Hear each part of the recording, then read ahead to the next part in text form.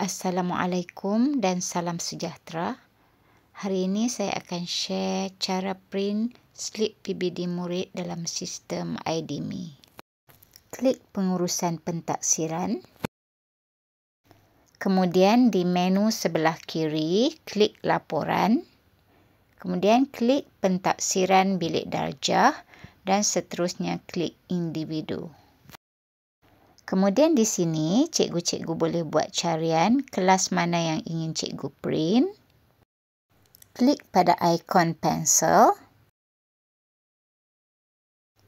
Apabila paparan ini muncul, cikgu boleh klik cetak keseluruhan PBD.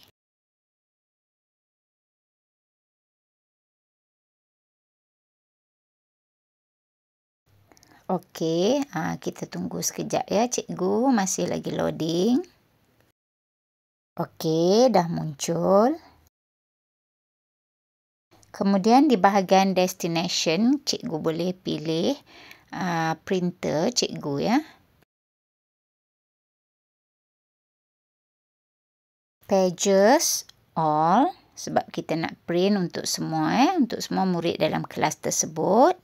Kemudian color, cikgu boleh pilih sama ada black and white ataupun color. Kemudian klik more setting. Okey, paper size A4.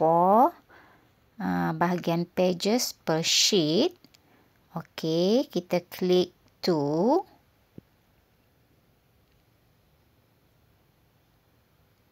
Okey, kemudian kita scroll lagi ke bawah.